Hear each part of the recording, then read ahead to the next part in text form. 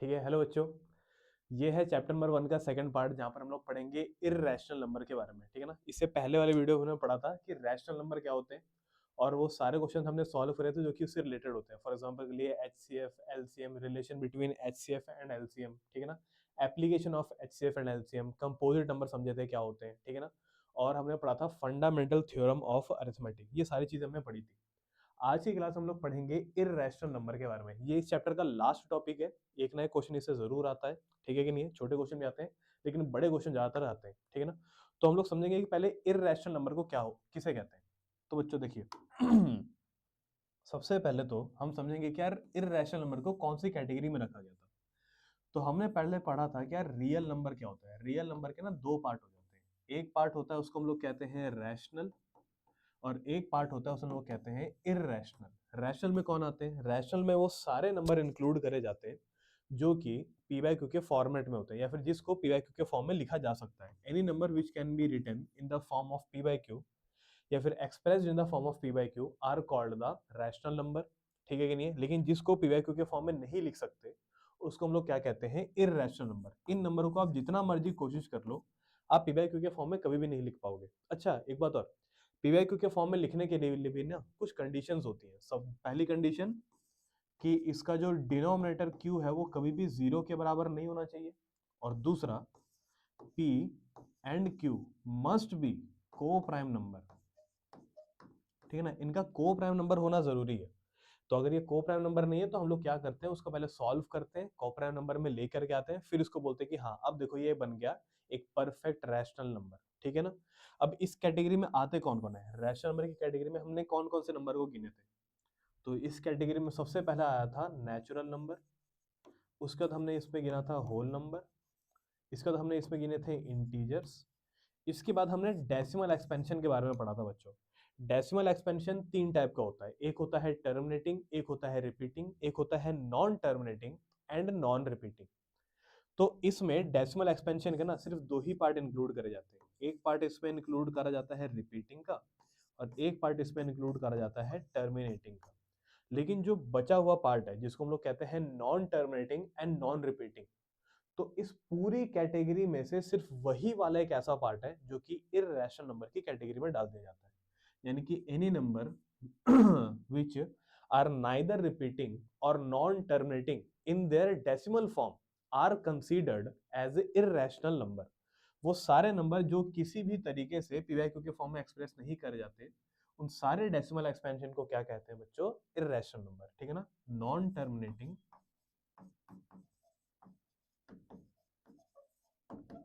And non repeating. ठीक है। Non terminating and non repeating. वैसे नॉन टर्मिनेटिंग और नॉन रिपीटिंग ना ये किसी भी तरह के इर्रेशनल नंबर का एक एक्सपेंडेड फॉर्म होता है। कई इर्रेशनल नंबर ऐसे भी होते हैं जिसको आप सिंपल फॉर्म में भी एक्सप्रेस कर सकते हो। फॉर एग्जांपल के लिए रूट 2। बच्चों रूट 2 की जो वैल्यू होती है ना वो होती है 1.41432। ये आगे वैल्यू बढ़ते रहती है। ठीक है ना। रूट 3 हो गया। ठीक है ना। 1.7325 समथिंग समथिंग आगे बढ़ता रहता है। ना रिपीट करता है ना ही टर्मिनेट होता है। सिंपली पाई की भी वैल्यू होती है। पाई क्या होता है? 3.14155726। ठीक है कि नहीं है। तो ये पाई की वैल्यू है। ये सारे के सारे जो आपको लेफ्ट हैंड साइड पे दिखाई दे रहे हैं सबके सब अपने सिंपलेस्ट फॉर्म में। लेकिन जैसे ये सबके सब अपने सिंपलेस्ट फॉर्म को छोड़ करके एक्सपेंड होते हैं ना, उसके बाद इनका असली चेहरा दिखाई देता है कि ये नंबर ना ही रिपीट कर रहे हैं और ना ही अपने आप को टर्मिनेट कर रहे हैं। ये बस बढ़ते जाते हैं बढ़ते जाते हैं। इसलिए इनकी ना एक अलग कैटेगरी बना दी गई है इनकी स्टडी करने के लिए। सबको समझ में आ गया यहाँ तक का? तो ये चीज है। तो ये हो गए हमारे इर्रेशनल नंबर। अब इसमें जो सबसे पहला क्वेश्चन बन करके आता है वो आता है ये कि ये बताइए if root 2 is irrational can you prove it. मतलब कि अगर क्या आपको रूट 2 अगर लगता है ये इर्रेशनल नंबर है तो क्या आप इसे प्रूव कर सकते हो कि ये इर्रेशनल ही है। तो अब मैं इसको प्रूव कैसे करूं? तो देखो इसको प्रूफ करने का ना एक बहुत ही सिंपल तरीका है। हमको यहाँ पर एक मेथड का इस्तेमाल करना पड़ेगा और इस मेथड का नाम है कॉन्ट्राडिक्शन मेथड। इस कॉन्ट्राडिक्शन मेथड से आप किसी भी रूट 2 या फिर किसी भी इर्रेशनल नंबर को प्रूव कर सकते हो कि पक्की बात है कि यार ये नंबर इर्रेशनल नंबर की ही कैटेगरी में आता है। लेकिन इससे पहले हम लोग समझेंगे कि कॉन्ट्राडिक्शन मेथड किसे कहते हैं। कॉन्ट्राडिक्शन का मतलब क्या होता है? कॉन्ट्राडिक्शन का मतलब होता है ये, कॉन्ट्राडिक्शन मेथड यानी कि दो तरह की स्टेटमेंट आपके सामने रखी जाती है, एक होती है स्टेटमेंट नंबर 1 और एक होती है स्टेटमेंट नंबर 2। दो तरह की स्टेटमेंट आपके सामने रखी जाएगी। ये दोनों के दोनों स्टेटमेंट एक दूसरे का बिल्कुल अपोजिट होंगे, यानी कि ये दोनों स्टेटमेंट साथ में पॉसिबल ही नहीं हो पाएंगे। ठीक है कि नहीं है? तो जब भी दो स्टेटमेंट आपके सामने रखी जाएगी, ये दोनों स्टेटमेंट जब भी आपस में एक दूसरे को अपोज कर रहे होंगे ना, तो ऐसे ही स्टेटमेंट को कहा जाता है कॉन्ट्राडिक्शन मेथड। फॉर एग्जाम्पल के लिए मान लो कि आपने ना एक ठंडी आइसक्रीम खाई और आपने बोला कि अरे ये आइसक्रीम तो बड़ी ठंडी सी बड़ी गर्म लग रही है। तो यहाँ पर ना दो स्टेटमेंट आ गया क्या कि आइसक्रीम है भाई, या तो वो गर्म लगेगा या तो वो ठंडा लगेगा। ठीक है कि नहीं है? अब एक ही साथ दोनों चीजें तो नहीं लग सकती है। तो एक स्टेटमेंट है वार्म का, एक स्टेटमेंट है कोल्ड का। ये दोनों चीजें एक साथ पॉसिबल नहीं हो सकती। एक स्टेटमेंट हमेशा दूसरे वाले स्टेटमेंट को क्या कर रहा है, अपोज कर रहा है। तो ऐसे ही स्टेटमेंट को कहते हैं कॉन्ट्राडिक्शन। ठीक है कि नहीं है? और हाँ, सबसे बड़ी बात, कॉन्ट्राडिक्शन स्टेटमेंट में एक स्टेटमेंट हमेशा ट्रू होती है और जो दूसरी स्टेटमेंट है जो कि एकदम अपोजिट है वो हमेशा फॉल्स होती है। ठीक है कि नहीं? तो कॉन्ट्राडिक्शन मेथड का इस्तेमाल हम लोग ऐसे करते हैं कि जो फॉल्स स्टेटमेंट होती है ना, उसको हम लोग जानबूझ करके फॉल्स प्रूफ कर देते हैं, ताकि जो ट्रू स्टेटमेंट है वो विदाउट एनी एफर्ट अपने आप में ही ट्रू हो जाए। ठीक है? तो लेट सपोज अगर स्टेटमेंट नंबर 1 ना एक फॉल्स स्टेटमेंट है, तो अपनी पूरी जान लगा दूंगा ये प्रूफ करने में कि ये स्टेटमेंट फॉल्स है, ताकि जो ट्रू स्टेटमेंट है इसके फॉल्स होने के ठीक बाद वो अपने आप ही ट्रू प्रूव हो जाए। ठीक है यहाँ तक का? तो इस मेथड को कहा जाता है कॉन्ट्राडिक्शन मेथड। अब इसी मेथड को हम लोग रूट 2 को इररेशनल प्रूफ करने में यूज करेंगे। कैसे करेंगे? तो सबसे पहले तो हम लोग बोलेंगे question proof root 2 is an irrational number. ठीक है ना? कैसे स्टार्ट करोगे भाई? कॉन्ट्राडिक्शन, हमें बोला गया है कि भाई इसको इररेशनल प्रूफ करके दिखाओ। ठीक है ना? ये वाला स्टेटमेंट कहता है इररेशनल प्रूफ करके दिखाओ। हम लोग बिल्कुल इसके अपोजिट एक स्टेटमेंट नया क्रिएट कर देंगे। तो बिल्कुल इररेशनल का अपोजिट स्टेटमेंट क्या होगा? रैशनल होगा। ठीक है कि नहीं है? तो हम अपने सॉल्यूशन की स्टार्टिंग ही यही करेंगे, लेट या फिर if possible, if possible let root 2 be अ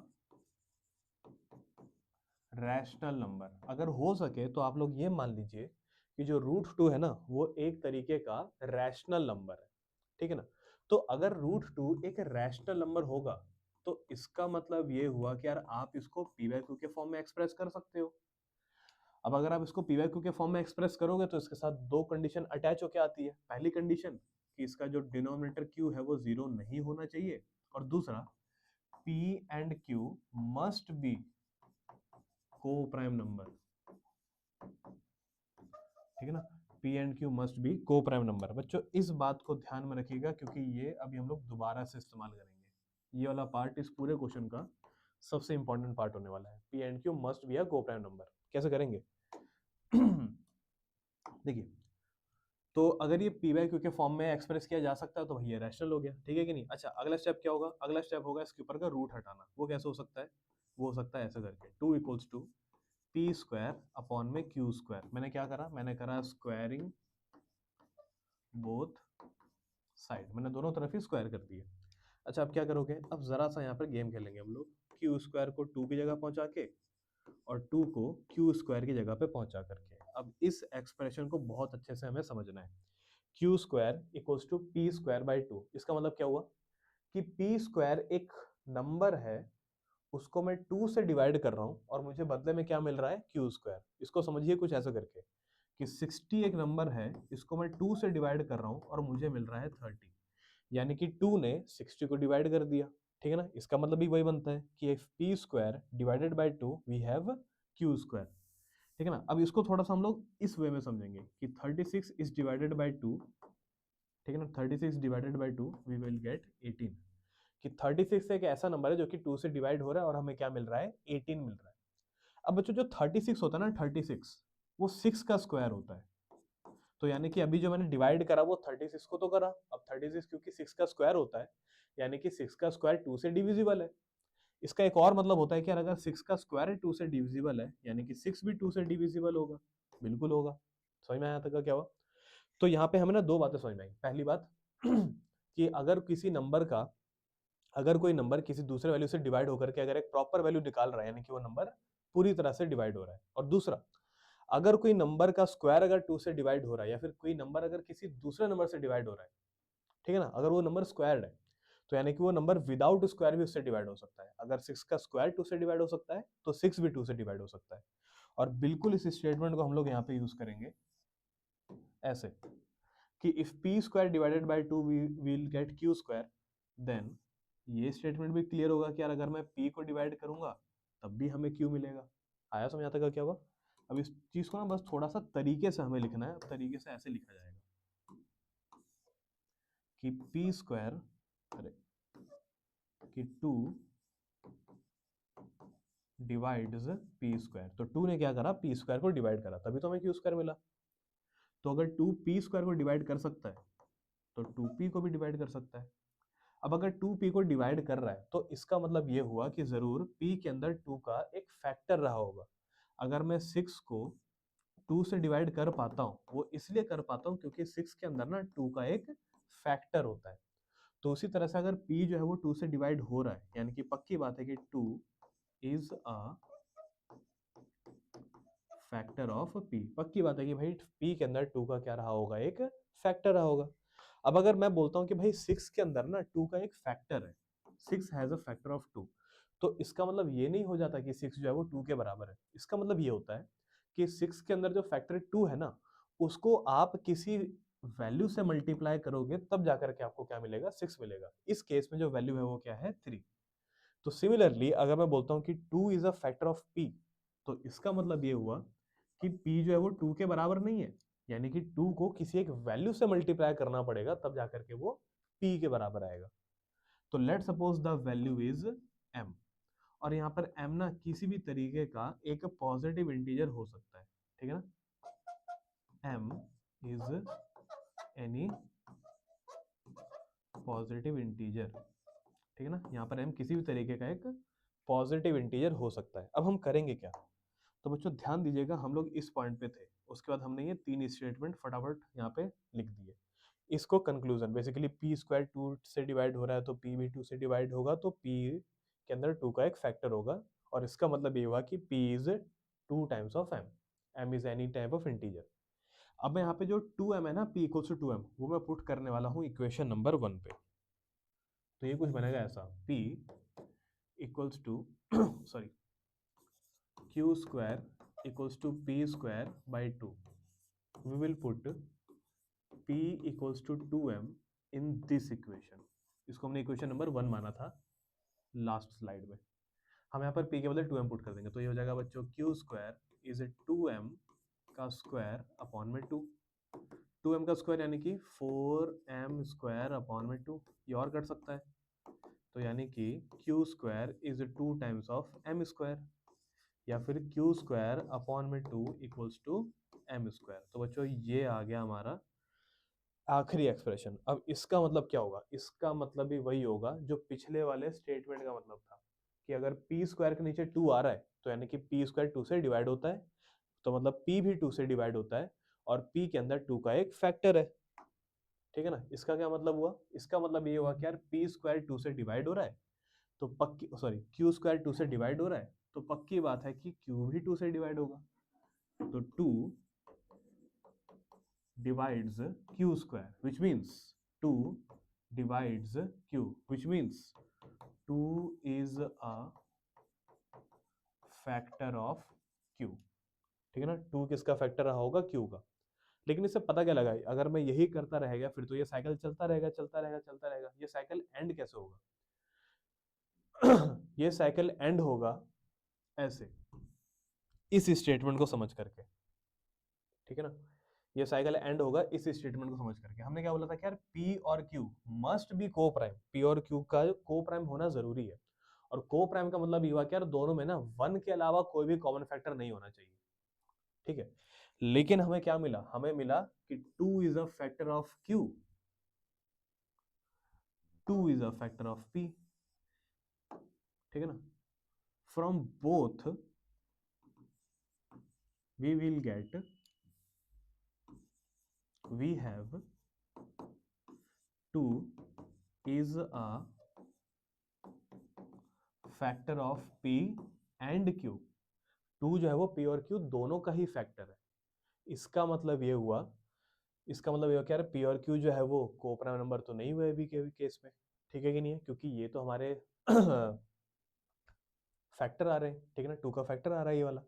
लेकिन यार मैंने अपने स्टेटमेंट में तो बहुत जोर लगा के बोला था कि भाई पी और क्यू कोप्राइम नंबर होने चाहिए, लेकिन एट द एंड मेरी ही स्टेटमेंट का एक कॉन्ट्राडिक्टरी स्टेटमेंट आ गया क्या, कि नहीं नहीं भाई, पी और क्यू का कॉमन नंबर हो सकता है, कॉमन फैक्टर हो सकता है। कौन सा कॉमन फैक्टर हो सकता है? Two, which contradicts our statement,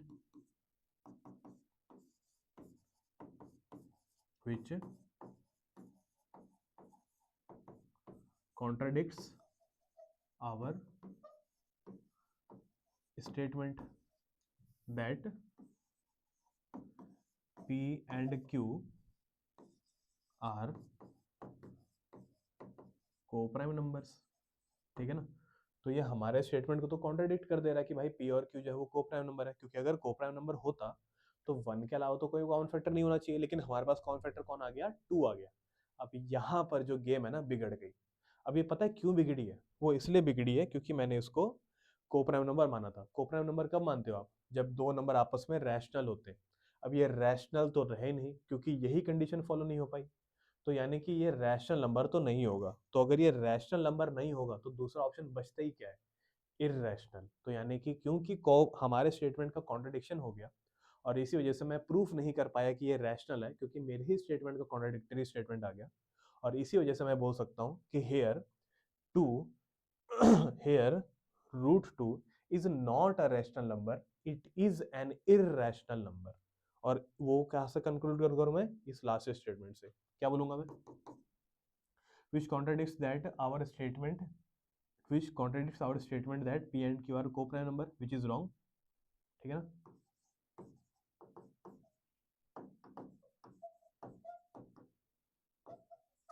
which means therefore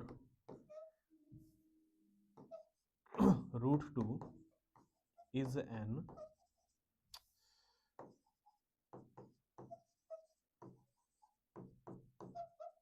irrational number. जिसका मतलब क्या होगा कि यार रूट टू जो है वो क्या नंबर रहा होगा? इर्रेशनल नंबर रहा होगा। अब ये तो उसको प्रूफ करने का तरीका हो गया, लेकिन सच बात तो ये है बच्चों कि इस तरीके से सिर्फ आप रूट टू को ही नहीं, आप root three, root seven, root 11, under root A भी आ जाता है ना, तो उसको भी आप लोग बहुत ईजी तरीके से सॉल्व कर सकते हो, ठीक है ना। पेपर में बहुत आते हैं ये वाले क्वेश्चन, लेकिन सिंपल होते हैं, आराम से हो जाता है, ठीक है ना। एक बार के लिए बच्चा ये सारा रट लेता है, मतलब समझता है नहीं समझता पता नहीं, लेकिन हाँ रट किस लिए चले जाता है, क्योंकि यार मोस्ट फ्रीक्वेंट क्वेश्चन है, काफी बार एग्जाम में पूछे जाते हैं, प्री बोर्ड में, बोर्ड में काफी बार पूछे जाते हैं। लेकिन यहीं पे ना गे जो क्वेश्चन बनाने वाला होता है वो यहाँ पे एक जरा सा हल्का सा एक गेम खेल जाता है, कह रहे कि भैया ये तो तुम्हें पता ही होगा, लेकिन क्या तुम्हें इसके बारे में पता है कि three plus two root two, क्या आप इसे प्रूफ कर सकते हो इरेशनल? क्योंकि आपने ये तो प्रूफ कर दिया कि रूट टू इरेशनल होता है, लेकिन क्या आप इसको प्रूफ कर पाओगे कि क्या ये इरेशनल होगा? और देखो ये जो क्वेश्चन है ना, ये दो तरीके से आता है। ये आता है एक 3 नंबर के लिए और एक आता है सीधा 5 नंबर के लिए। 3 नंबर में अगर क्वेश्चन आएगा तो क्वेश्चन आता है सिंपल ये कि if root two is irrational. अगर ये रूट टू पहले से इरेशनल है तब तो ये 3 नंबर का क्वेश्चन हो गया। लेकिन अगर यहाँ पर आपको रूट टू इज इरेशनल नहीं दिया हुआ है तो उस केस में क्या करोगे? उस केस में इसका जो स्टेप नंबर 1 होगा ना, वो होगा ये कि सबसे पहले आपको रूट टू को ना इरेशनल प्रूफ करना पड़ेगा। ये आपका स्टेटमेंट नंबर फर्स्ट हो जाएगा, स्टेप नंबर पहला हो जाएगा कि पहले आपको रूट टू को इरेशनल प्रूफ करना पड़ेगा, और उसके बाद जाकर के आप इस पे आओगे। समझ में आ गया तक का क्या हुआ? अब करेंगे कैसे करके? ये करेंगे हम कुछ ऐसे। तो ये हो गया हमारा स्टेप नंबर 1, जिसमें हम रूट टू को रैशनल प्रूफ करेंगे। और अगर आपको समझना है कैसे तो आप इस चीज को दोबारा से रिवाइंड करके देख सकते हो। लेकिन अब हम आते हैं 3 + 2 रूट टू को, इसको कैसे रैशनल प्रूफ करें? तो देखो यार दोबारा वही स्टेटमेंट, ठीक है ना, मैं यहाँ पर भी वही सेम बात कहूंगा कि इसको भी प्रूफ करने के लिए हम लोग कॉन्ट्रडिक्शन मेथड का इस्तेमाल करेंगे कि इफ पॉसिबल, ठीक है ना, let 3 + 2 root two be rational. चलो मान लेते हैं कि 3 + 2√2 हमारा कैसा नंबर होगा, रैशनल नंबर होगा। तो बच्चों अगर ये रैशनल नंबर हुआ तो 3 + 2√2 कैसे लिखा जाएगा, पी वाई क्यू के फॉर्म में लिखा जाएगा, where Q should not be equals to 0 and P and Q are coprime numbers. ठीक है, यहाँ तक की बात समझ में आ गई। अच्छा अब क्या करेंगे, अरे स्क्वायरिंग बोथ साइड मत कर देना और दिक्कत हो जाएगी। उससे बड़े आप एक सिंपल चीज कर सकते हो, क्या, 3 को भेजो दूसरी तरफ तो बन जाएगा 2 × √2 इक्वल्स टू p/q-3। अब ये जो सामने वाला 2 दिखाई दे रहा है ना बच्चों, इसको भी दूसरी तरफ भेज दो तो ये बन जाएगा √2 1/2, क्योंकि मल्टीप्लाई में तो डिवाइड में जाएगा, तो p-q-3। अब मैं इस वाले पार्ट को ठीक से तुम्हें समझाता हूँ। देखो क्या है, ये जो 3 है ना, ये जो 3 है ना 3, ये है रैशनल नंबर, क्योंकि इसके नीचे 1 लिख करके मैं इसको रैशनल नंबर में कन्वर्ट कर सकता हूँ, और जो दो नंबर मिलेंगे वो आपस में को प्राइम नंबर होंगे। ये जो p/q है वो भी रैशनल है, और ये जो 1/2 है ये तो देख कर ही रैशनल नंबर लग रहा है, यानी कि जो इसका आरएचएस वाला पार्ट है वो पूरी तरह से एक रैशनल नंबर है। ठीक है ना, जो आरएचएस में आपको मिल रहा है वो कंप्लीटली एक रैशनल नंबर है। जबकि इसका अगर आप एलएचएस वाला पार्ट देखोगे, एलएचएस वाला पार्ट, तो ये तो √2 है, और भाई √2 हमने अभी अभी स्टेप नंबर 1 में प्रूफ क्या करा है, ये क्या है, इररेशनल। आया समझ आता क्या हुआ। और भाई रैशनल और इररेशनल कभी भी बराबर नहीं हो सकते, कभी भी इक्वल नहीं होंगे। और अगर रैशनल और इरेशनल कभी भी अगर इक्वल नहीं होंगे तो इसका मतलब ये हुआ कि यार हमने कुछ ना कुछ गलती करी है, हमने कहीं ना कहीं स्टेटमेंट में गड़बड़ी करी है। कहाँ पे गड़बड़ी करी है भाई, हमने इसको लेट करने में ही गड़बड़ी कर दी, हमने यहीं पर अपनी कॉन्ट्रडिक्शन एंड कर दी। क्या कि भाई या तो √2 जो है वो रैशनल होगा या तो इरेशनल होगा। ठीक है ना, हमने पहले प्रूफ कर दिया कि भाई ये इरेशनल, यानी कि ये बात तो कंफर्म हो गई, और एंड में जाकर के क्या आ रहा है कि भाई इरेशनल जो है वो रैशनल के बराबर आ रहा है। लेकिन ऐसा तो हो ही नहीं सकता ना, इरेशनल और रैशनल बराबर कभी भी नहीं आ सकते, तो ये एक्चुअल डेफिनेशन के एकदम अपोज कर रहा है। और क्योंकि यहाँ पे कॉन्ट्रडिक्शन आ गई, इरेशनल बराबर rational, irrational not equals to rational, अब ये दोनों स्टेटमेंट आपस में एक दूसरे का अपोज करते हैं, लेकिन एक फॉल्स है और एक यहाँ पे ट्रू है, तो फॉल्स वाली फॉल्स प्रूव हो गई है, क्योंकि भाई रैशनल इरेशनल बराबर नहीं होते। और इसी वजह से जो ट्रू स्टेटमेंट है वो बिना बिना किसी प्रूफ के या फिर बिना किसी एफर्ट के अपने आप ही ट्रू हो जाता है। और हेंस हम लोग एंड में ये कह सकते हैं कि क्योंकि ये ट्रू नहीं हो सकता है, विच इज नॉट ट्रू। ठीक है ना, विच इज नॉट ट्रू,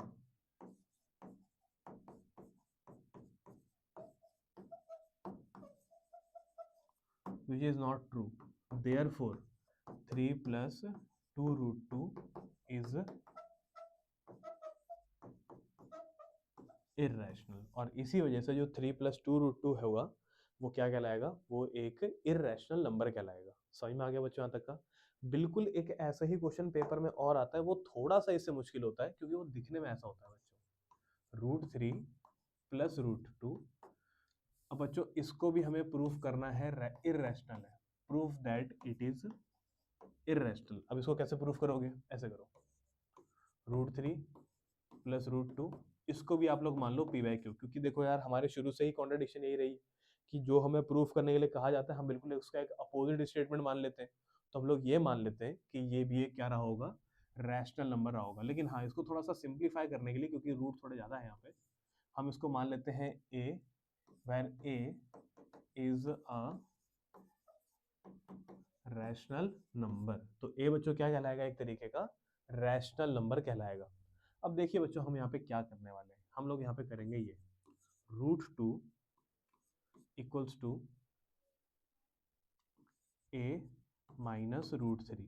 ठीक है कि नहीं है, स्क्वायरिंग कर दीजिए बच्चों both side, squaring both sides, ये बनेगा √2 का स्क्वायर, ये बनेगा a - √3 का स्क्वायर। स्क्वायर से आप रूट हटा सकते हो, यहाँ पे 2 आ जाएगा। अच्छा इसको सॉल्व करिए, इसको सॉल्व करके आएगा a² + 3 - 2√3। समझ में आ गया यहाँ तक क्या हुआ। अच्छा अब ध्यान से देखना, ये 2 रैशनल है, a² को यहाँ ले आओ, 3 को भी यहाँ ले आओ, और ये जो माइनस का 2 बचेगा ना, इक्वल्स टू माइनस का 2√3, ये माइनस का 2 भी नीचे भेज देना अगले स्टेप में। तो 2 माइनस ए स्क्वायर माइनस 3 अपॉन में माइनस का 2 बराबर में क्या बचेगा, √3। अब यहाँ पे एक एक करके चीज़ों को ध्यान से देखिएगा। ये रैशनल, ये रैशनल, ये रैशनल, ये रैशनल, ये पूरा का पूरा जो LHS आपको दिखाई दे रहा है ये क्या है, रैशनल। जबकि जो RHS आपको दिखाई दे रहा है ना वो कंप्लीटली क्या है, कंप्लीटली इरेशनल है, which is not true again, ठीक है ना, विच इज नॉट ट्रू। अब अगर ये ट्रू नहीं है तो यानी कि हमारी कॉन्ट्रडिक्शन तो गलत हो गई, ठीक है ना। तो इसका मतलब ये हुआ therefore √3 plus √2 is an irrational number, ठीक है बच्चों। मतलब कुल मिलाकर के देखा जाए तो ये 3 टाइप के क्वेश्चन आ सकते हैं आपके पेपर में इरेशनल नंबर से रिलेटेड, तो इनको एक बार जरूर ठीक से प्रैक्टिस करके जाइएगा, ठीक है ना। और बाकी ये चैप्टर यहाँ पर खत्म होता है, ठीक है। अगली बार हम लोग मिलेंगे किसी नए चैप्टर से। फिलहाल के लिए जो भी आपको इस चैप्टर में समझ में आया हो, समझ में ना आया हो, ठीक है ना, जो भी आपको क्लियर है यहाँ पे नहीं है, या फिर अगर आपको कुछ पूछना है तो बिल्कुल आप कमेंट में जाकर बता सकते हो कि सर ये पॉइंट ऐसा भी तो हो सकता था, ये पॉइंट ऐसे भी कर सकते थे, या फिर जो भी उसके आसपास की चीज़ें हैं, ठीक है ना, जो भी आपको समझ में आया हो, नहीं आया, वो सबकी सभी की सभी चीज़ आप यहाँ पे बैठ के पूछ सकते हो, ठीक है ना, कोई दिक्कत वाली बात नहीं है। और दूसरा, ये जो भी मैंने यहाँ पर सोल्यूशन करा है, इस पूरे के पूरे सोल्यूशन का जो है ना आपको PDF मिल जाएगा, ताकि आपको कहीं पे भटकना ना पड़े कि इसका सोल्यूशन कहाँ मिलेगा, उसका सोल्यूशन कहाँ मिलेगा। तो एक बार उसको देखिएगा, सही से पढ़िएगा, और नहीं समझ में आया तो वापस कमेंट में आइएगा, वापस हमें बोलिएगा कि सर एक्जैक्टली ये वाला पॉइंट हमें बता दीजिए। तो कमेंट में जरूर करके आंसर करने की कोशिश करूंगा वहाँ पर मैं, ठीक है। चलिए बच्चों, आज के लिए इतना ही, बाकी ऑल द वेरी बेस्ट।